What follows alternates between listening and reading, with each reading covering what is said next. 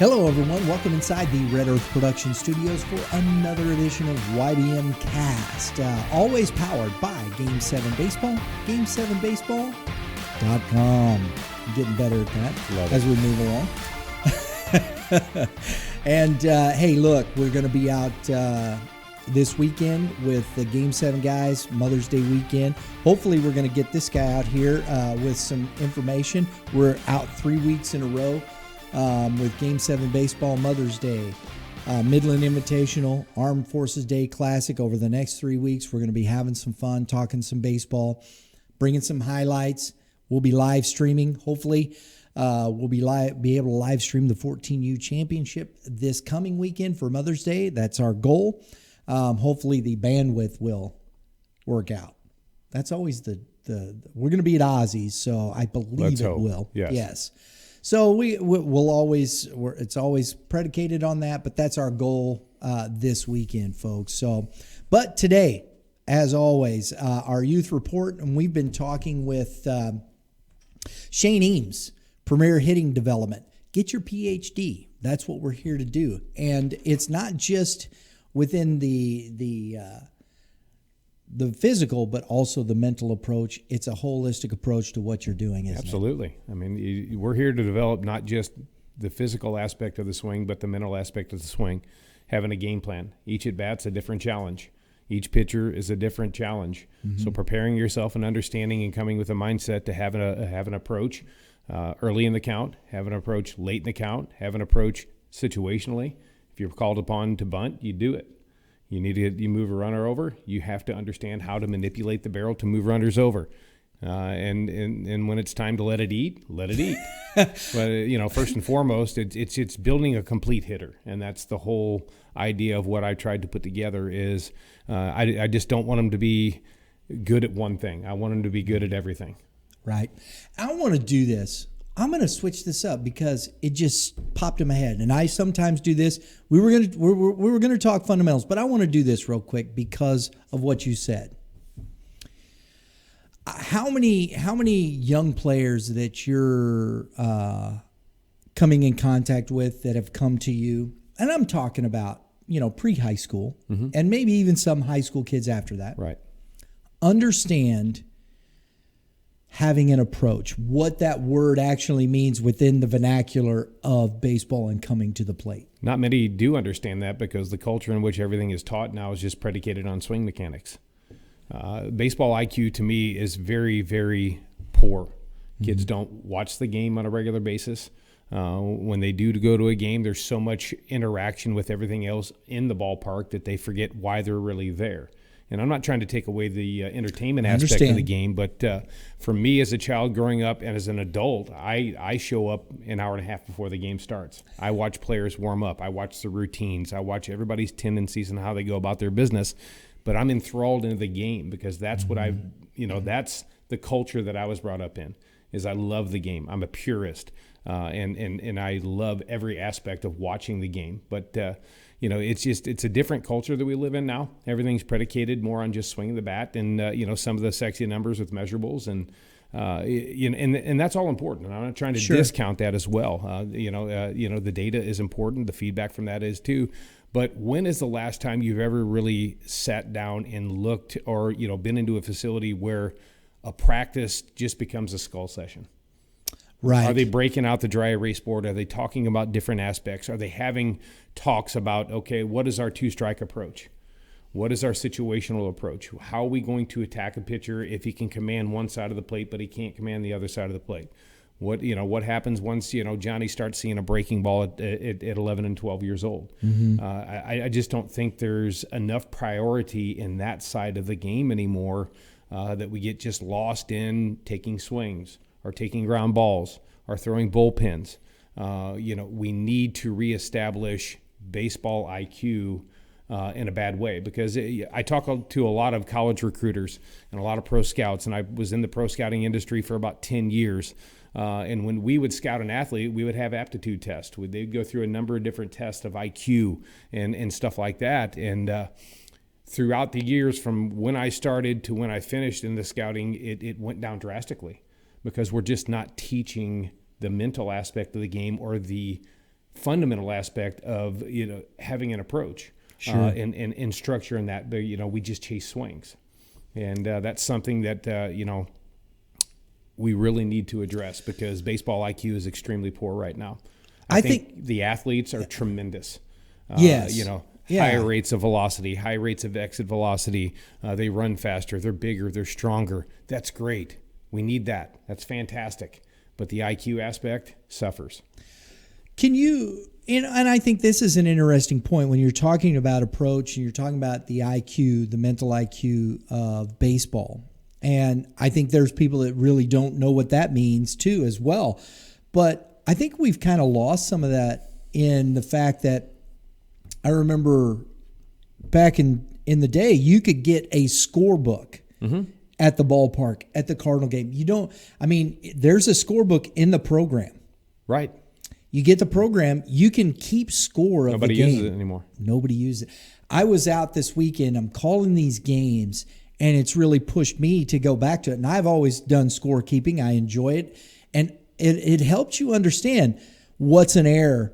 The movement of the game, well, that was a 4-6-3 double play. That's simple, that's easy. But then there's the other plays, and it's forcing you to look at the game in a different way. That's the point there is you have to watch the game. You have to be enthralled in the game.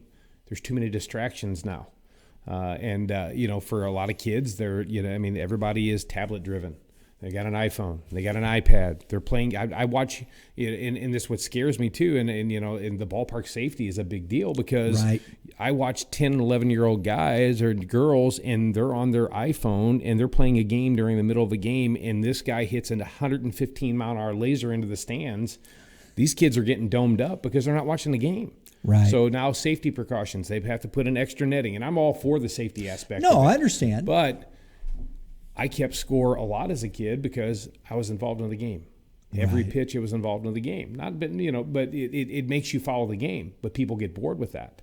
Yeah. So, and it just goes back to the culture has changed with that. Why are we at the ballpark? Well, everybody wants entertainment value. I wanted to go watch the ball game. Absolutely. And I enjoy the conversation between a pitch and whatnot, but as the thing goes on, I want to watch. I want to see what's coming. What is happening? What's the cat and mouse? What is he calling here as a pitcher in this 2-1 count with the runner at second with one out? What am I dealing with here? And I think it's interesting because we look at this approach as a hitter. They're coming out with the cards and handing these cards out, changing signs, doing these things. Approach to, how am I pitching this guy? Well, do I know as a hitter in an approach how this one pitcher wants to attack me? Right. I know that's at the major league level, but when we're looking at college, that's where it gets to as well, because you're playing the same teams. You're getting advanced scouting in high school baseball now too. That's it, because you really are. You get the way they set up these series now. It's a Tuesday, Wednesday series. So they've got some assistant coaches going out to scout games, and they have a blueprint on how they're going to attack hitters, how they're going to attack you defensively. So it's starting to get into the high school aspect too of some of the advanced scouting. Do they have the advanced sabermetrics? No, but they have eyes. They have a stopwatch. They have tendency charts. They're keeping charts on pitchers a lot. They chart hitters a lot for their tendencies. So as a hitter, if I'm chasing breaking ball early in the count and I'm not hunting a fastball, he's going to get exploited. Once it goes down to, again, is what type of approach as a hitter is he being taught? Because if he's looking for a first pitch breaking ball, he's in trouble. You got to hit the heat. The one pitch I don't want to be late on is the fastball. So, it's the old adage, fastball and adjust, right? Absolutely. That should never change. If you're not on time for the fastball, you're in trouble. So when we're talking about these things, then it goes to, as we hit the approach, I'm going to come back to this. So the fundamentals start in the mentality with the approach of how you want to come up.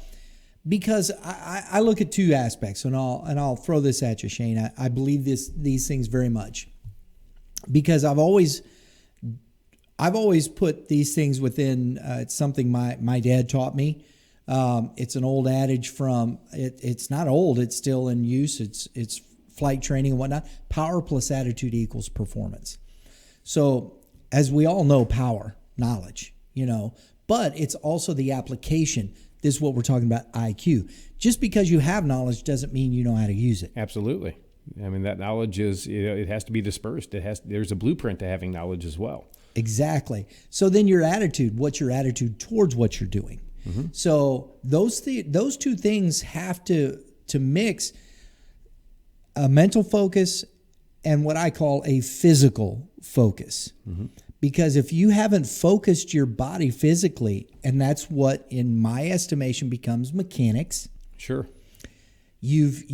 Most people, and what you said to begin it, most people spend all of their time on the mechanics, the physical focus, but the body follows the mind.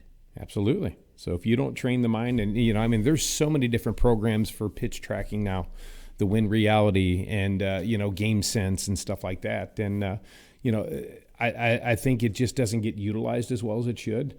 But it also starts with preparation at practice and having a game plan and just understanding that, it doesn't matter how good the swing mechanics are. Mm-hmm. You can barrel the ball up in the cage. All of a sudden, once you start being attacked by a pitcher who has a plan and you don't have a plan to adjust to his plan, they struggle.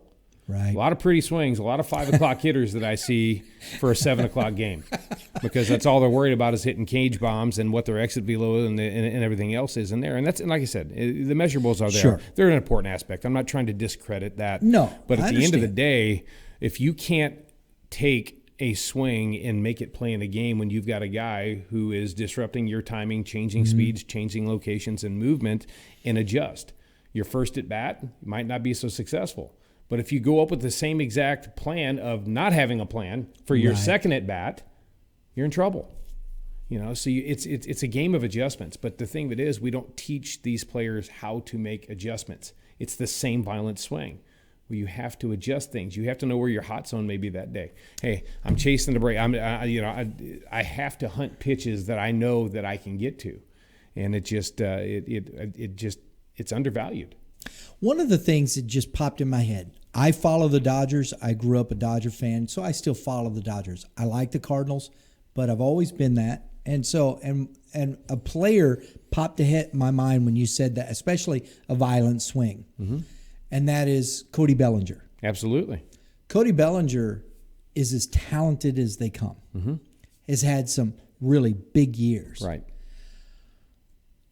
But mechanically and whatnot, very violent, whatnot, but approach. And to me, when you watch him on a consistent basis, I think that's the biggest thing. I don't know that he has a plan. And at the major league level and at a lot of college levels, if they can figure out how to get you out, which is their job, and I believe this very much because on the other side, my son was a pitcher. We constantly talked about how do you construct an out. Right. You have to go in and look and see what this guy's doing. I've seen guys that are pumping fastballs and the guy can't catch up with it and throw him a curveball and he bangs it. Mm-hmm. Why did you do that? Same thing on that pitcher's out. Right. Why would you slow his bat? Why would you speed his bat up when you're pumping fuel by him? Exactly. I mean, right? It just goes down to, there's a lot of preparation involved. And, the guys at the big league level, they are finely tuned athletic machines. Mm-hmm. Some might be an approach issue. It might be just a game planning issue. Is he watching enough film? Is he really taking it in? Is he listening to people that he might need to listen to, but maybe he's not listening to? Right. Is it a problem with his load? There's a lot of things that can go wrong with that. But, a lot of the reason why hitters start to struggle is they don't have a good repeatable load. Why do pitchers throw consistent strikes? Repeatable delivery. If you don't repeat the same load and put yourself in a good position to see it early enough out of the hand and stay behind the ball to make that adjustment, things go awry. So there's a number of different factors in that. So, I know we're talking high level there. So as, parents, if there's instructors, people that are watching, if it makes sense to you, how would you talk to, and how do you bring that approach? How do you start in that with approach and put it into that fundamental basis where it all starts to move in all the same direction? You give them information. So, they get the book that I send them. Right. But I also have different outlines for two-strike approach, situational hitting, vision training, how to hit the breaking ball, just different stuff like that. So it just really boils down to, I see them for a half hour. It's a fundamental driven half-hour session. Right. Where they really need to delve into the mental aspect is really how much they're going to work on their own. So, I mean, I kind of attack it in two different phases. The off season is more swing driven. You're working a lot of fundamentals. You're trying to change movement patterns. You're trying to adjust, different things in their swing. You still maintenance the movement patterns, but once you get heavily into the season, then you start talking about more approach type stuff. You start working more maybe on the breaking balls, two-strike hitting, situational hitting, stuff like that. But when you only do it for 15 or 20 minutes in a lesson, and then you don't do it again until you might see me again, it's not enough. So what's happening in a practice setting? And that's where it really gets driven home is, what are they doing at home? What are they doing in a regular practice? And, quite frankly, I see teams all the time. Everything is just swing driven. They come in, they front toss, they take BP, they call that practice, they go home. We need to educate our guys more to get them to perform in different types of settings, because when you're younger, you can manipulate the barrel. You have a lot of success. Once you hit that 12 to 13 to 14 age group is where you start to see either you're going to rise or you're going to fall. Because once that failure starts to occur because you weren't taught how to hit the breaking ball or how to hit situationally or how to hit with two strikes or have a plan, the failure destroys these kids. So, some kids can rise above that and get better and evolve, but a lot of kids at 13, 14 years old, they start to fail. They either become a PO or they're out the door. They don't play anymore because they can't handle that failure. So the earlier that fundamentals are introduced, not just from a swing mechanical point, but just the aspect of knowledge and having a game plan as a hitter, it's tough. And I do get it. And I'm not trying to bag on any of the coaches and the clubs and stuff like that. No, you're under time constraints. Yeah. You've got one or two guys and you've got 12 kids. It's really tough to do. It is. So it is difficult. And, I just think maybe if we could set up a time, especially in the off season, and just have skull sessions, just talk about the game and go over kind of a game plan or just send them the information. And it's like I said, I don't talk about the mental approach all the time because I'm so busy with them sending me videos, say he's having a swing mechanic problem, this, that, and the other. So, you're only allowed a certain amount of time with the child. So I try to give them as much information to try to work on their own. But at the end of the day, are they doing it or are they not doing it? Right.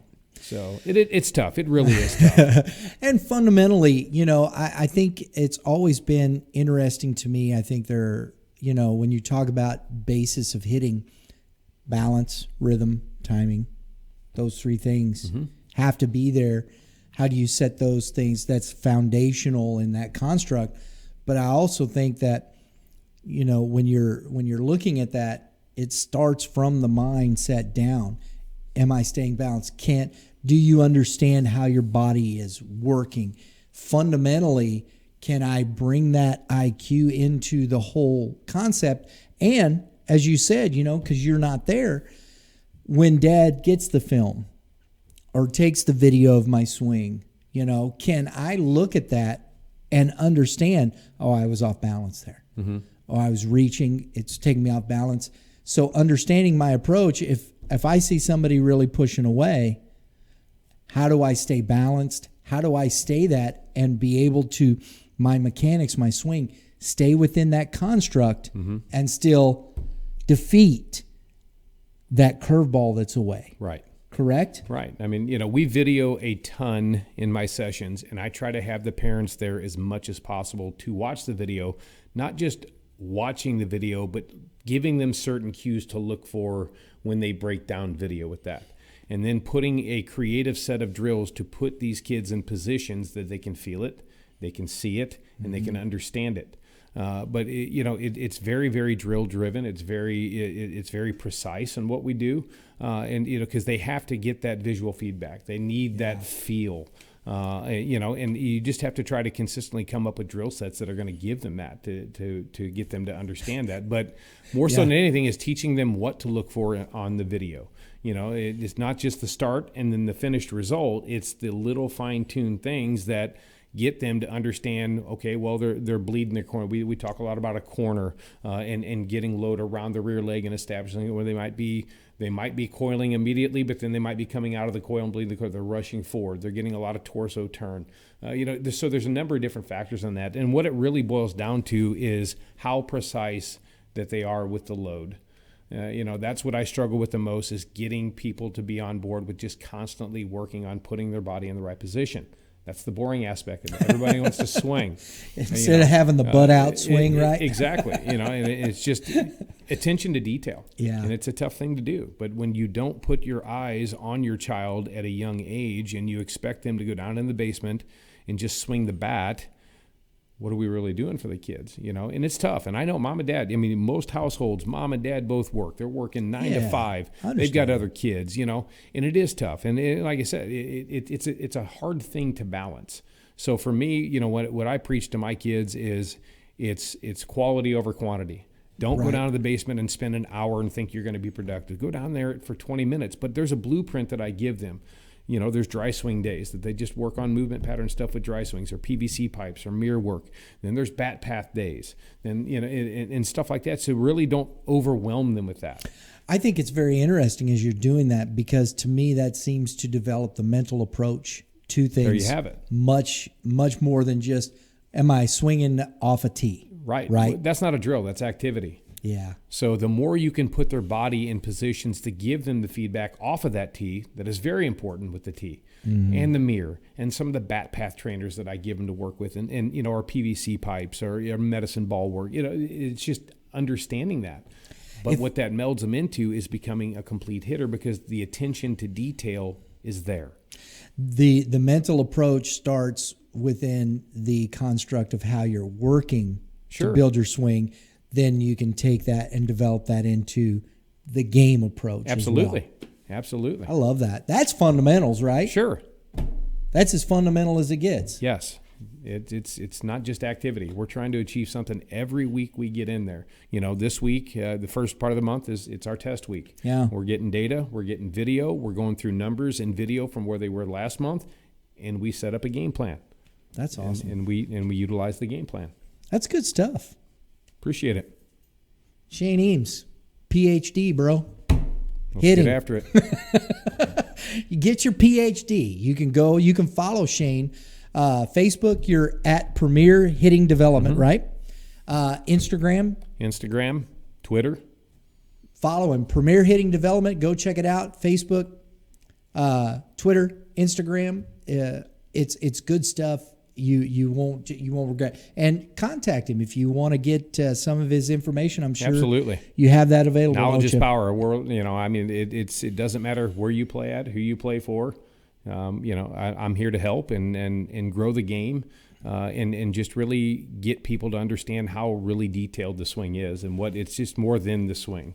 Absolutely. It's good stuff. We're going to have him back. We got him on coming regular, and we'll continue down this path of fundamentals. But I thought that approach and how that works together that way really kind of set that foundation in that respect, right? Shane Eames, guys, Premier Hitting Development. Thanks for watching. Appreciate it. Comments, throw them in there. I should have said that. I never remember that, do I, Justin? Comment below. Tell us what you think. We appreciate that. Hit the like, subscribe. Share this out with your friends. If you found this, share this out with your buddies. If you're watching, share this out with other parents. Or if you're on a team, right? Absolutely. Great stuff to just informationally. If you're a coach, we appreciate you watching. Hope it was helpful to you. Guys, have a great day in the Lord. All you pitchers, keep throwing strikes. And hitters, right? Get them where they're not. Elevate and celebrate, baby. I hadn't heard that one before. I love elevate and celebrate. I love it. We keep getting all kinds of different stuff. That was cool. I love that. Shane Eames, there you go. Elevate and celebrate. That's awesome. We'll see y'all next time.